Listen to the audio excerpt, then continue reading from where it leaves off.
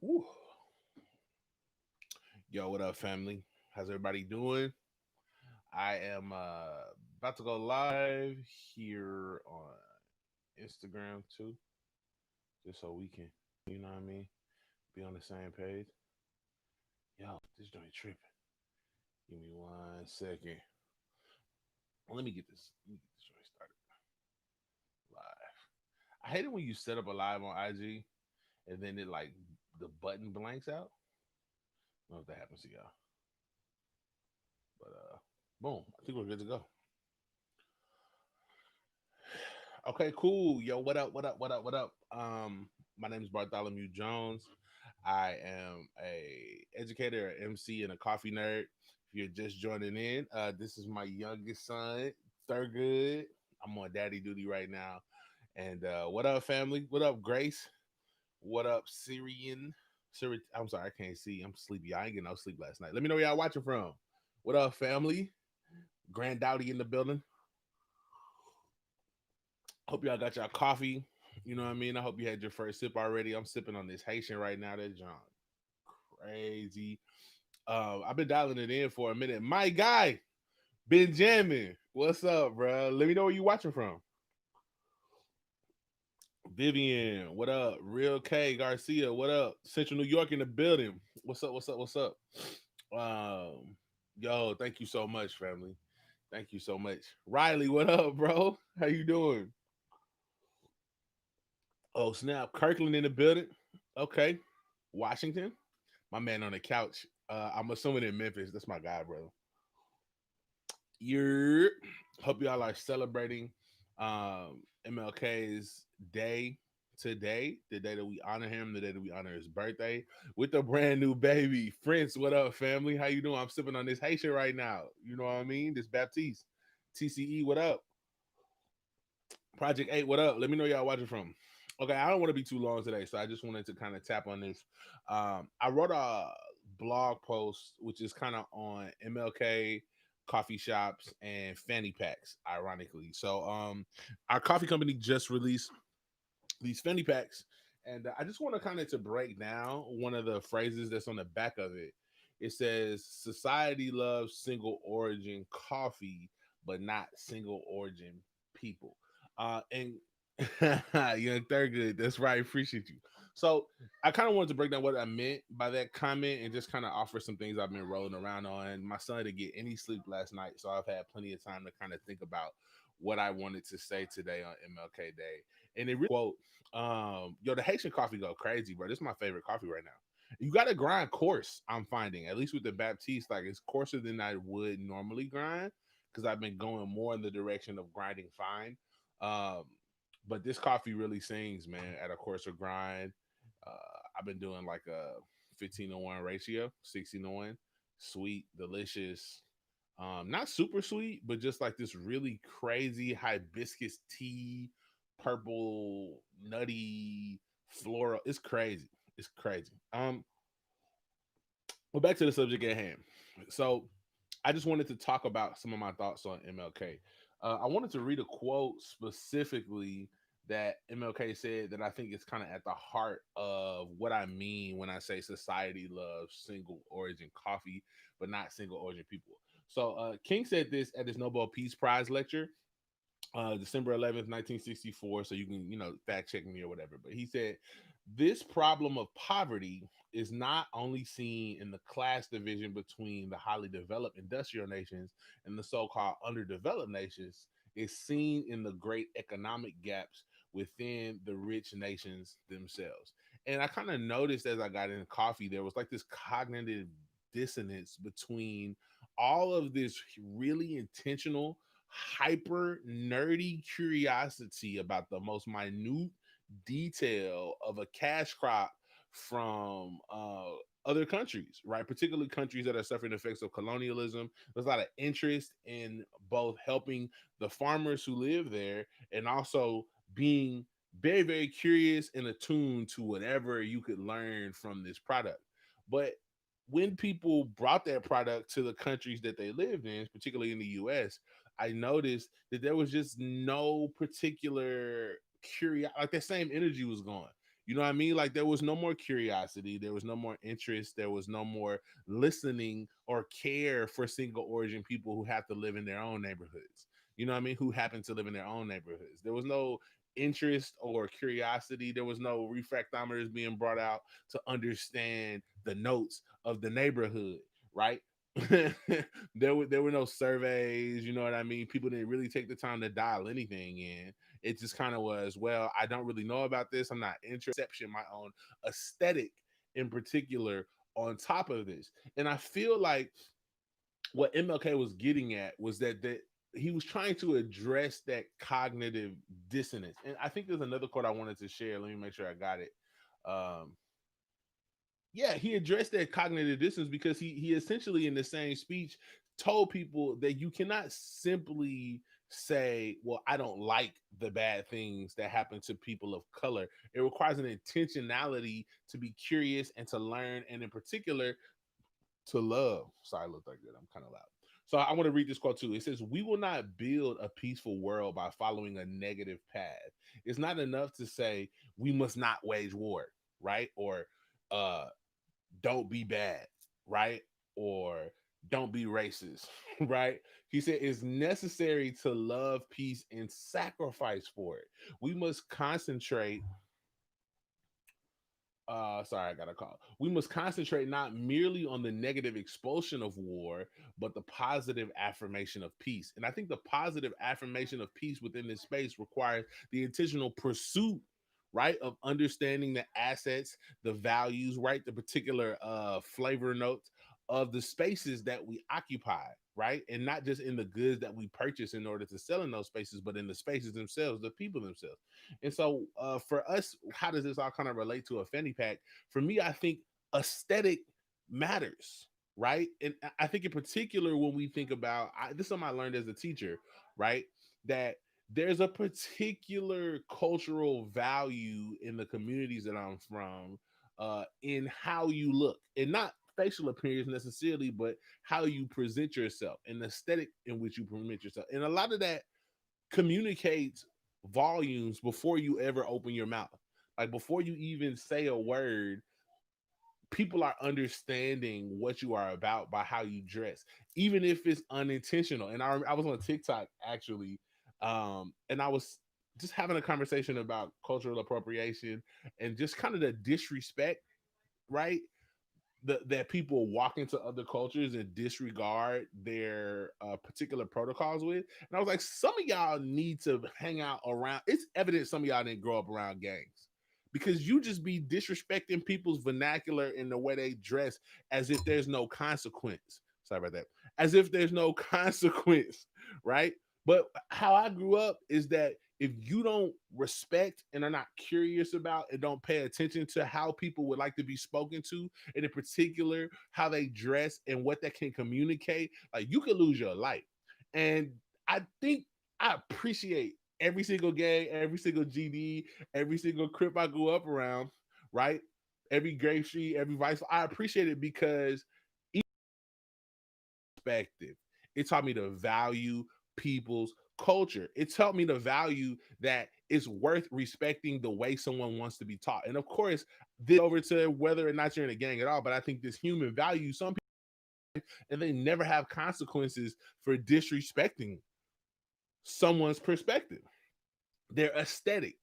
And so I think that when we move into communities of color and we think about coffee shops, right, that one of the interesting things that my mother-in-law told, one of the first places in Memphis where coffee shops, right? They were at these spaces and these places like Woolworths where people would go to get their coffee. And of course, we're not talking about a third wave coffee shop. We're talking about a second wave.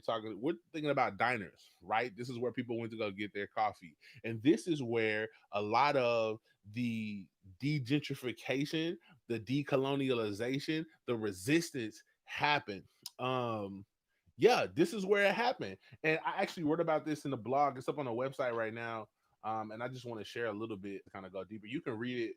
But one of the things that I thought was interesting is it's a weird irony, right?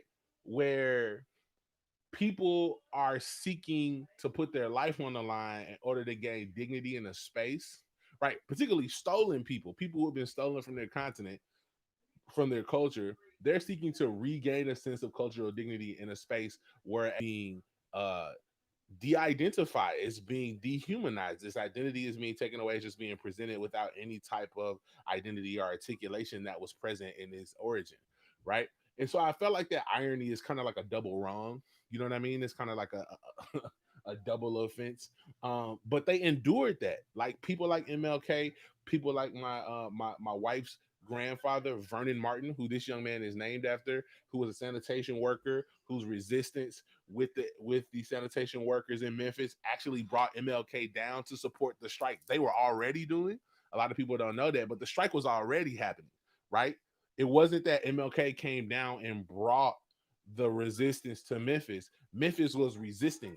Poor black men and women were resisting the heard about it and came down to support, which is historically actually the first time that's ever happened. It's the first time where MLK came down to support a movement rather than coming down to start a movement. And it was in this movement that he lost his life. And MLK's primary economic disparities. And we, again, in the quote, he talked, is not just enough to address the global economic disparities while ignoring the ones in your front door, right? The ones right next to you, right? The ones that are the present articulation of the foreign evil that you're claiming to fight, right? We got to be consistent. We got to keep that same energy. And so a lot of the things that I think about when I think about coffee shops, again, coffee shops being one of the first places that were integrated forcefully by sit-ins. Again, coffee being the thing that was stolen. Again, even at the Lorraine Motel, there being a coffee shop, a cafe next to where MLK was staying, right? Before he was assassinated. Like it just sets my imagination on fire. And I think if we really want to honor his legacy, we have to honor his legacy not by just quoting. Thank you, family. I appreciate that. We have to honor his legacy not just by quoting niceties. It's not just enough to share a couple tweets. Like we need to continue to work. And so when we talk about sacrifice from my wife and I, that's why we moved into the neighborhood we're in. We moved into this neighborhood because we knew, like, if we choose to say we support these actions, but don't put any feet right behind that action, we don't make a choice to align our life with the work that aligns with MLK's legacy, particularly like trying to resist economic displacement and disrupt the economic disempowerment that's historical. Like if we don't do anything to do that, you know what I mean? Hey, you know what it is.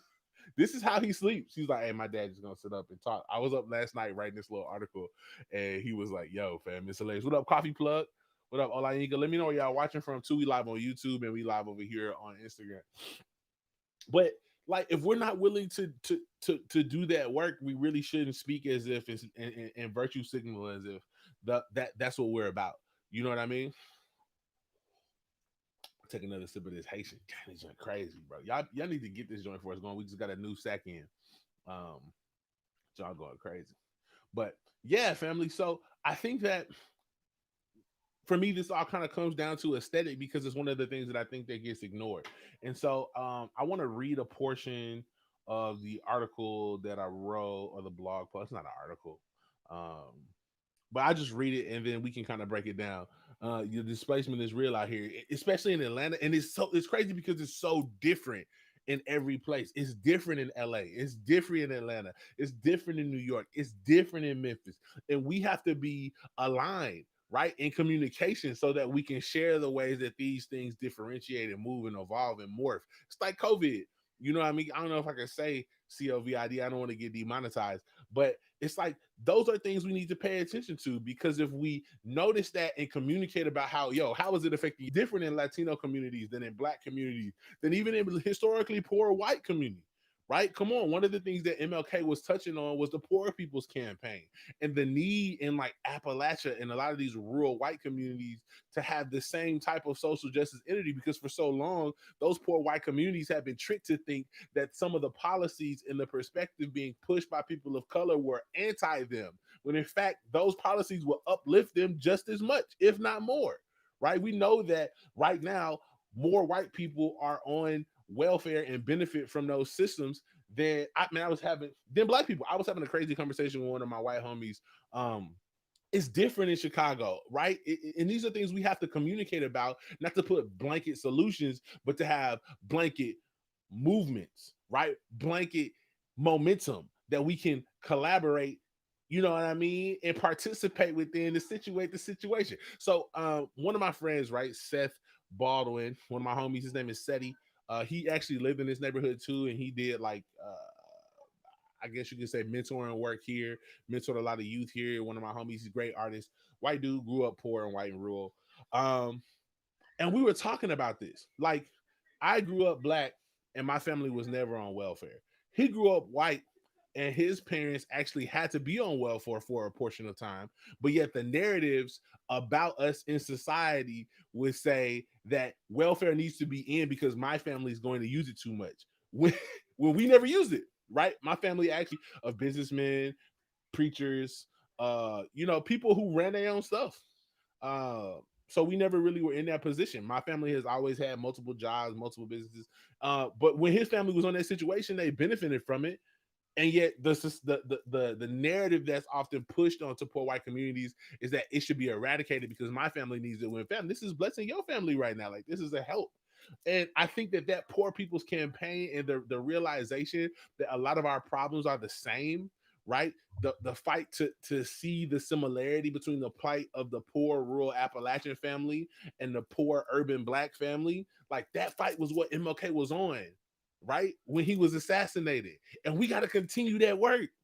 You know what I mean? Like, that's part of why I love our neighborhood, because our neighborhood is poor, but it's diverse. There's black people here, there's Latino people here, there's Vietnamese people here, there's Muslim people here, and there's white people here. A lot of them who are descendants of people who moved here via the GI Bill, which unfortunately black people weren't. Say, like, man, we have some interest here, and maybe we can use a historically gentrified good to resist gentrification instead of coffee shops being seen as one of the signalers of gentrification. Come on, bro. Servant leaders. Come on, bro. My man already know the vibes. He already know the vibes. So I wanted to touch on this whole idea of aesthetic, and then I'm gonna hop off of here because my coffee's getting cold. Actually, let me get a little bit more. What y'all brewing on? What up, family? If you're watching on YouTube, I'm sorry I don't see you. I had to click over to see the article. But what's up?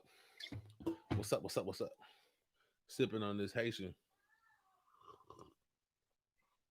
Yo, that GI Bill nonsense is ridiculous. This is gonna be kept up on YouTube, and I'll keep it here too, so that people can do it. And this is gonna be a new show because this is our new podcast setup for the top of the year.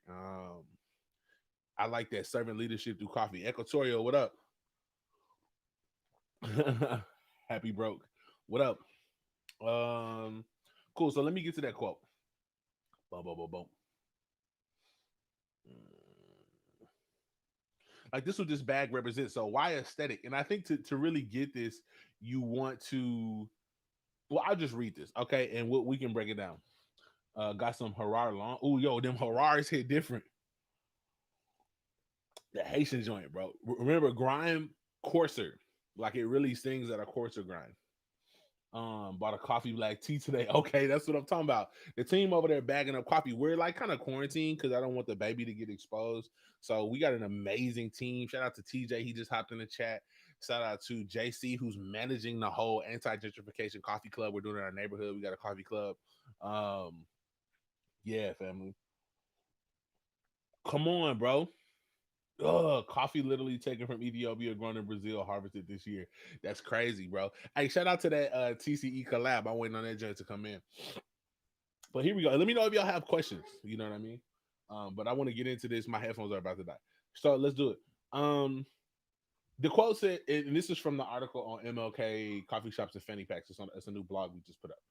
For the life of me, I can't understand why minimalism and Edison lights are the pervasive aesthetic in coffee shops established smack in the middle of black communities.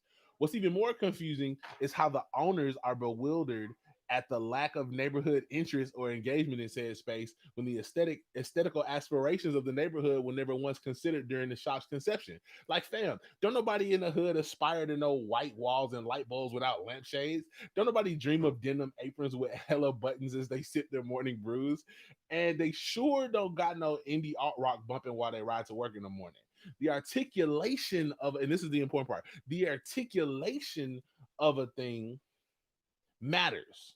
It's an art unto itself. Like, think about that articulation.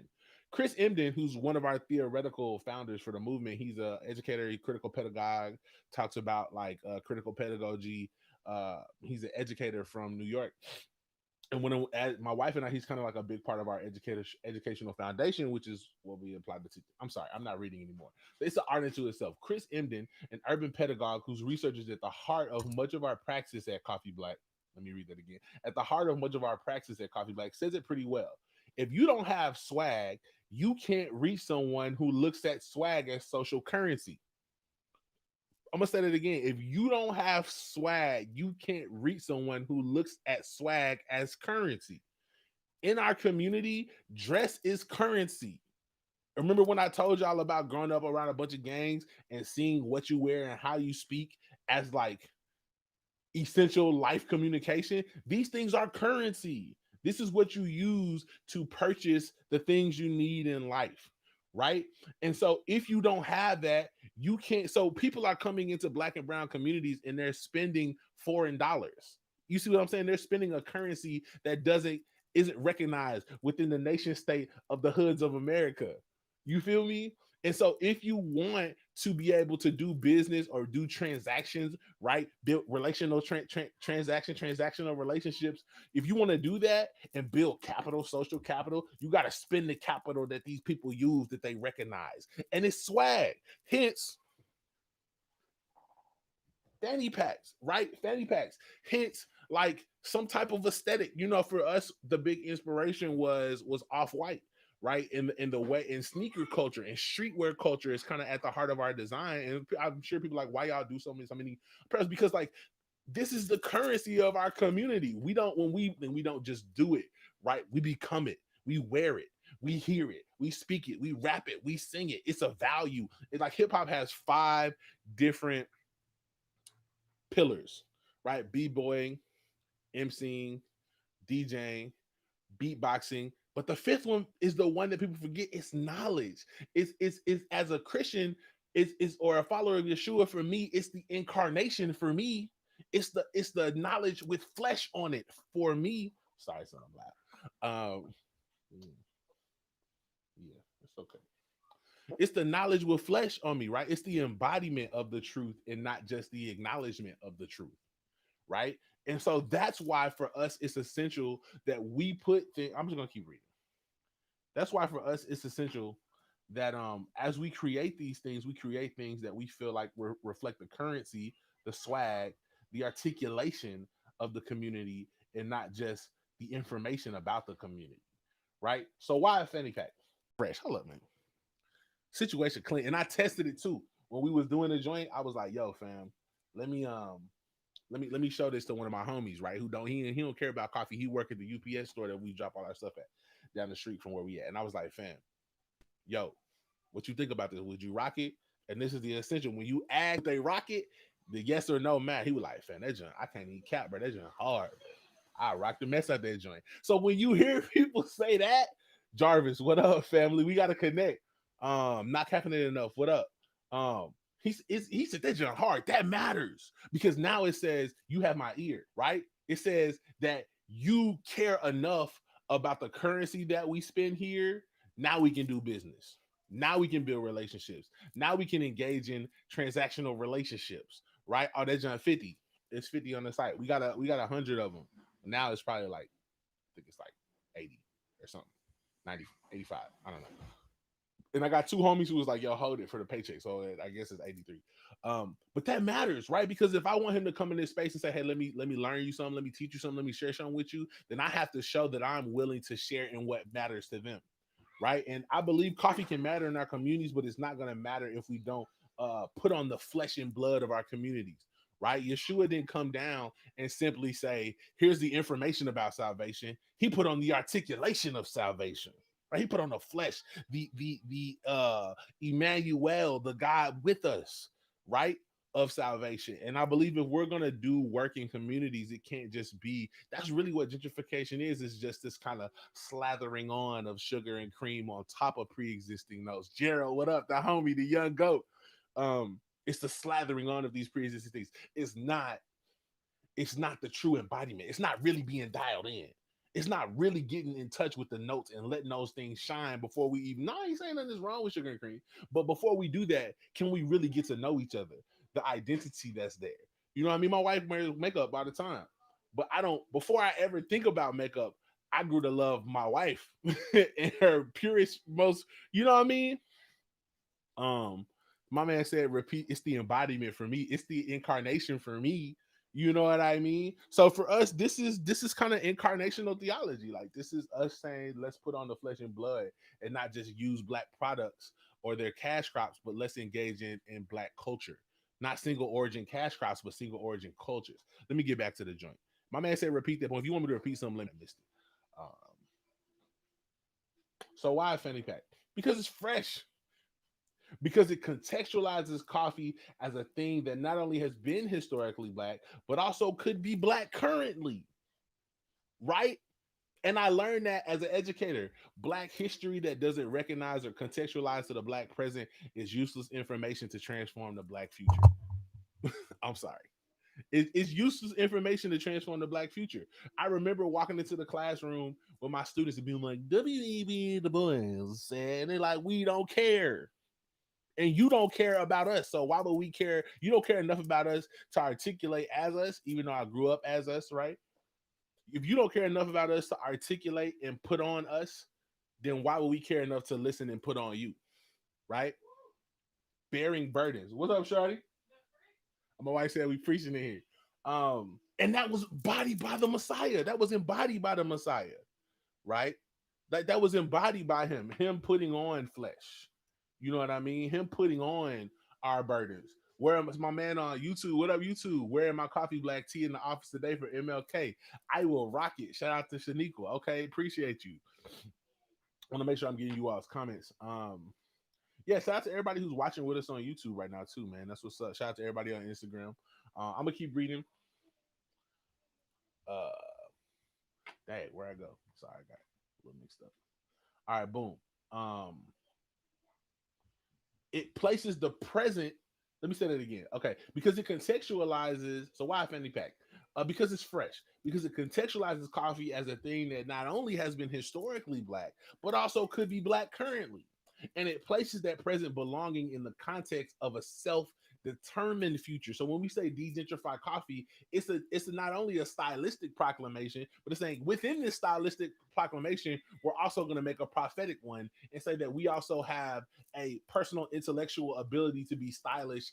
But at the heart of hip hop is saying that you can be at the party and be planning your future at the same time. You can be at the party and doing business, at dancing, and we can be speaking ways of freedom and movement. We can be doing hair and planning paths to freedom land, right? Like these are things that are inherently a part of, to me, the most beautiful parts of black culture. And these are the things that we want to continue to articulate as we reintegrate. On the go, Joe, what up? As we reintegrate with black coffee culture again.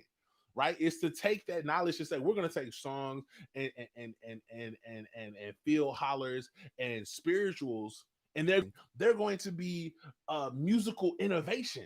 It's going to be a style that's being copied to this day. But I just read an article about how sea shanties, right, were copied from Negro spirituals, saying while black people were being transported across the Atlantic. And so people will copy that, but also there's going to be quality content. There's going to be meaning. There's going to be liberation embedded within the style, right? And that's one of those things why people get upset about like the mere aesthetic copying of a style without the more spiritual, meaningful content behind it, because the both and matters. And again, back to the incarnation, being fleshly, aesthetically human, but also having the content of the divine matters. That's where the transformation is. It's the transformation for me. That's where it is. It's really tied up in its aesthetic and divine, spiritual, meaningful, intellectual embodiment. Yeah, we would make a bop out of anything. I remember I used to do bops about paragraphs. We used to do this joint called Aces. Uh, Man, I can't remember of it. No, it's Kia. Uh, Dang, I can't remember. I had to see if I can find a video where we would like take information and make it stylistic, or you take style and you can go both ways. You can take information and make it stylistic. That's hip hop, right? That's soul. That's beautiful, but that's gospel. But you can also take information. You can take style and make it informational, and find the information within the style, right? So anyway, fanny packs. Back to fanny packs. Because maybe by integrating the globally black culture of coffee with the local black culture in the communities so many coffee shops move into, a kid in said community will feel like coffee could be a space where his imaginative aesthetic could flourish, right? Where it belongs. Um, and that's really what I just want to communicate today is that as we consider MLK, let us one contextualize ourselves in the continued work of MLK, the continued aesthetic of MLK, right? The contextualization, but also to pair that with the actual work, right? And not to try to say I'm gonna do the work, but I'm not gonna contextualize with the people, or to say I'm gonna contextualize with the people, but I'm just gonna be effective, right? I'm gonna be of no effect. But to do both, and I think coffee's a beautiful space to do those things. So yeah, family, that's pretty much what I want to talk about. We got these fanny packs up. And I hope that this encourages you. Please go support a black business today. We got my man TCE. We got Coffee Plug in the building. A lot of black businesses over here, family. So y'all please go support the black coffees in the building. Go support them. You know what I mean? It's a lot of dope stuff popping off. This is gonna be up on YouTube, so you'll have like the full version of it. Do y'all got any questions before I hop off? Um, they need to see and hear coffee from my narrative. You're right, bro. I'm tired. I feel like I need a towel. Let me sip this Haitian again. I was up pretty much all night with this dude and getting the product live and writing. Any questions? Put the questions in the chat, yo. Um, hey man, I'm glad it was enriching, bro. Let me know if y'all want Hey, shout out to my mentor said we not rocking Edison light bulbs. Nah, I feel you, bro. Edison light bulbs are it's a vibe sometimes. I be feeling the Norwegian aesthetic vibes. It's a vibe. I just think it's not the only vibe. Is that a coffee picture?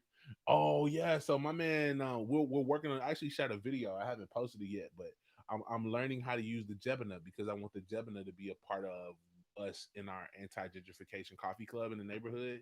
I want to actually make the more we do first sip for people, kind of pulling from the coffee ceremony, a communal cup, right? And we're open 3 days a day, 3 days a week, just like people brew 3 times for the Ethiopian ceremony. Trying to pull a lot of inspiration, trying to sample again. That's hip hop sampling and honoring the origin, but recontextualizing it in the present. Honoring the origin of the past, but recontextualizing it in the present. That's hip hop. But yeah, we have it here. And some of my Oromo friends, my Ethiopian friends are teaching me. So shout out to Muna. Shout out to actually one of the reporters who recently just did an article about the space, the Not a Coffee Shop. He's a Romo. My man Adis at Habasha Grocery down the street. You know what I mean? Shout out to Ephraim at Boom Boona. A lot of people teaching me. So I'm learning now. I just got it. I haven't actually brewed any yet, but I'm learning. Trying to be curious. Yeah, what's up? What's up? Hey, if you're on IG, hop on over to YouTube too and get a video a like that helps in the algorithm. Trying to build out this year, the podcast, trying to build out. If you're listening on, Spotify or wherever you're listening, hop over to YouTube, get edge on the like, share this with people. Different brew, yeah, and specifically African brewing methods. Like we brew these African things, but again, we miss the culture behind it. It's like almost we just give me your good, don't talk no more. You know what I mean? It's like the walk of shame. And so, like, I've spent time learning Japanese brewing methods, American brewing methods, British brewing methods, Italian brewing methods. But I haven't actually what up, Twiz? I haven't actually taught myself. And I think that's where I have to decolonize my perspective. I have to degentrify my perspective. Like, why have I only been interested and curious about, Western or Asian brewing methods? Not that there's anything wrong with them, but why haven't I taken the brewing methods from the people or learned from the brewing methods from the people who are actually growing the coffee? That's weird. You know what I mean? It's on our website, coffeeblack.com, blogs. You can, the links in the bio. But yeah, check that joint out, man. I think I still got a couple typos on there because I was up late last night. Most effective value you bring to your coffee and culture. I think for me, it's just the idea that there should be, there's not a wall. Oh, somebody just bought a fanny pack. Shout out to whoever just caught that. Um, Yo, fam, that's dope. I would love to hear too. Like, what are some things y'all took away from this? Because I'm gonna have to chop this YouTube video down to a couple different videos, and it'd be helpful to know which parts connected. Yeah, fam, and I think too, like it's just the idea that we'll take your cash crops, but not your culture, or we'll take your culture, but we don't want your creativity.